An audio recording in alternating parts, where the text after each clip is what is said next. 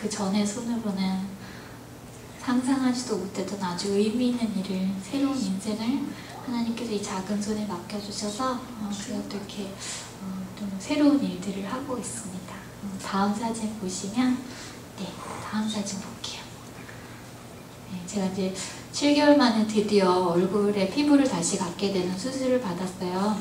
두피에서 피부를 아주 얇게 떼어다가 얼굴에 조각조각 이식을 하고요. 제가 예전 사진 옆에서 이렇게 포즈를 칠할 때만 해도 이 딱지 다 정리되고 거즈 떼어내면 이제 예전의 모습으로 사진 속에 있는 그 얼굴로 돌아가게 될 거라고 기대하고 있었어요. 근데 팔에 이식했던 피부들이 막 줄어들었다 그랬잖아요. 얼굴하고 목에 이식한 피부들도 똑같이 줄어들기 시작했어요. 이 목 피부가 막 쫄아붙으니까요, 턱이 내려앉더라고요. 턱이 내려앉으니까 입을 다물 수 없게 되고, 입을 못 다무니까 이제 침을 흘리게 되더라고요. 사람 침이 얼마나 많은지 제가 수건을 계속 물고 있지 않으면 앉아있을 수조차 없게 이렇게 치료가 끝났다는 거예요. 수건을 물고 전혀 기대하지 않았던 모습으로 집에 이제 돌아가게 되었어요. 다음 사진 보시면 집에서 밥 먹을 때인데요. 아빠가 이제 혼자 저 숟가락질 잘한다고 기념사진 찍어주신다길래 귀엽게 한번 웃어드린 사진이었는데 나중에 보니까 저렇게 무서운 얼굴을 하고 뭐 여잔지 남잔지 누군지 알 수 없는 얼굴이 되었더라고요. 네, 밤이 되면 막 이식한 피부들이 자리를 잡느라 그랬나봐요. 너무 가렵고 따가웠어요. 그래서 수면제를 먹는 날도 계속되는데 그거보다 더 힘들고 괴로웠던 건 제 마음이었던 것 같아요. 밤이 되니까 거울을 볼 용기는 안 나고요. 밤이 되니까 유리창에 사람 모습이 반사가 되더라고요. 한국 아파트 그 베란다 창문 얼마나 커요. 저게 날 텐데 제가 아니더라고요.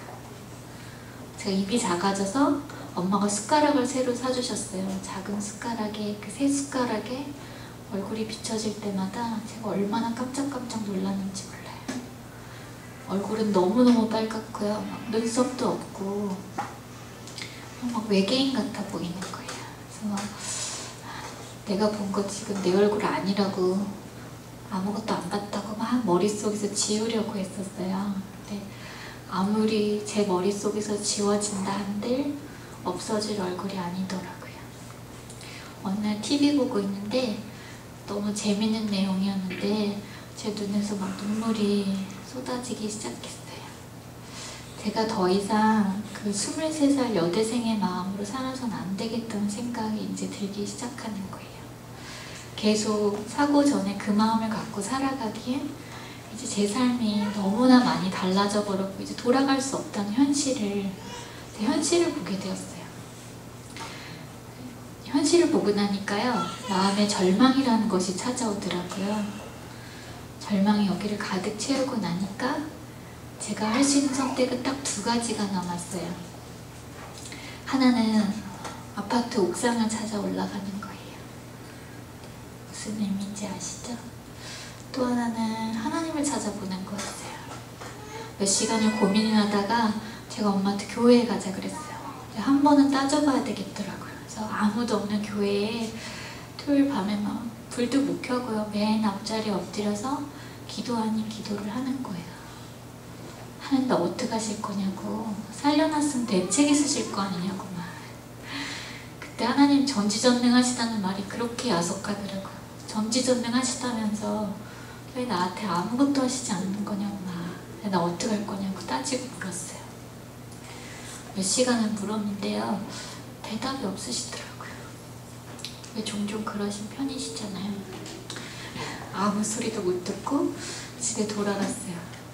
늘 다니던 교회니까 주일날 교회 왔어요. 근데 함께하던 성가대가 제가 있었던 그 자리에 저는 없고 너무나 멋지게 찬양하는데 저는 그 밑에서 남들이 볼까봐 모자를 눌러 쓰고 마스크를 하고 흘러내린 침 때문에 수건을 계속 갈아 끼워가면서 정말로 찢어질 것 같은 살을 안고 쪼그리고 앉아있는데요. 사람이 이거보다 더 초라해질 수는 없을 것 같다는 생각이 막 드는 거예요.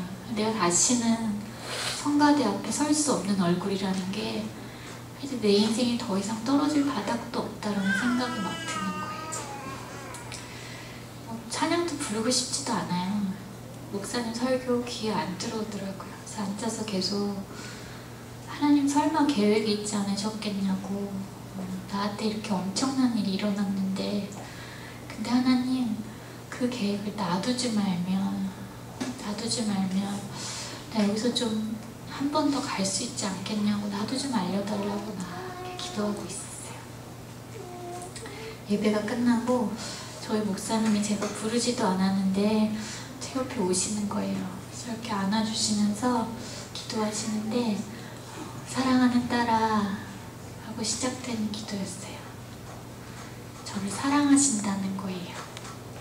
저조차도 저를 사랑할 수 없을 것 같은 그런 모습을 하고 있는 저에게 하나님 사랑한다고 고백하시는 거예요. 더 이상 목사님의 기도가 아니었어요. 저를 사랑하신다고 하시는 그 하나님의 음성이 그 시간 목사님 입술을 통해서 말씀하고 계셨고, 그 말씀이 제 귀로, 제 마음으로 들어오기 시작했어요. 저를 위로하시면서 두 가지 약속을 하셨어요. 너를 세상 가운데 반드시 다시 세우겠다고, 그리고 병들고 힘들고 약한 자들에게 희망의 메시지가 되게 할 거라고 말도 안 되는 약속을 하시는 거예요. 내가 가장 약한 모습인데 다시는 일어설 수 없을 것 같은 모습을 하고 있는데, 근데요, 나는 할 수 없는 일이지만 내가 이때까지 믿어왔던 그 성경 속에 살아계신다는 하나님이 진짜로 지금도 살아계신다면 그분이라면 하실 수 있을 것 같은 믿음이 생기는 거예요. 믿어지는 거예요. 어디 한 군데 나아진 데도 없고 네 얼굴이 막 다 회복될 거야 막 이렇게, 사실은 내가 정말로 듣고 싶었던 그런 약속은 아니었지만 다 끝나버린 것 같은 내 인생에 하나님이 계획이 있으시다는 말에 제 마음이 달라지기 시작했어요. 집에 돌아가서 거울을 볼 수 있는 용기가 생기는 거예요. 처음에 뭐 아주 멀리 떨어져서 거의 막 벽에 붙어서 거울을 보는데 너무 어색하더라고요. 처음 보는 얼굴이니까. 그래서 뭐라도 해야 될 것 같고, 그래서 그냥 인사했어요. 안녕 이지사, 이렇게 볼 때마다 인사했어요. 자꾸 보니까 또 정드는 얼굴이더라고요. 그래서 거리를 점점 좁혀가면서 몇 주가 지나서 저는 아주 가까이서 아, 이제 이 얼굴이 내 얼굴인 거구나, 이제 나는 이렇게 생겼구나, 제가 받아들이기 시작했어요. 하나님의 사랑은 진짜 너무나 커서요, 인정하고 싶지 않은 제 모습마저 인정하고 안아주고 사랑할 수 있도록 그렇게 만들어 주시더라고요.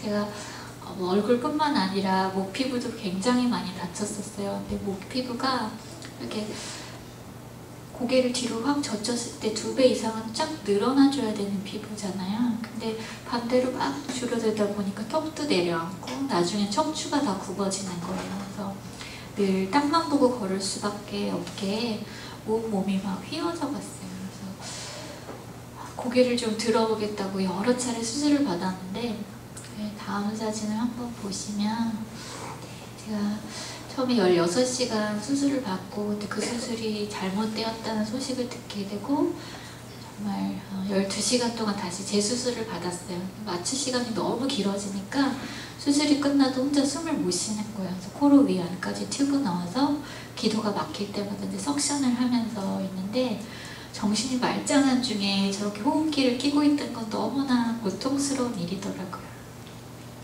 저러고 이틀을 있는데 제가 얼마나 어리석은 사람인지 고개 드는 거 같고 뭐고 그냥 너무 힘드니까 팔만 뻗을 수 있으면 내가 다 뽑고 그냥 천국 가는 게 낫겠다 막 이런 생각했었어요. 근데 지금 저 사진 보면요, 내가 이렇게 기계에 의존하지 않아도 너무나 자연스럽게 숨쉬고 있다는 사실 다시 한번 감사하게 해주는 사진이고, 그리고 고생했지만 저 수술 이후에 저렇게 여러분 보시는 것처럼 저렇게 똑바로 서서 여러분들하고 눈도 마주치고 이야기할 수 있게 됐고요. 그리고 고개를 들면 하늘을 볼 수 있는 은혜를 하나님 저에게 허락해 주셨어요.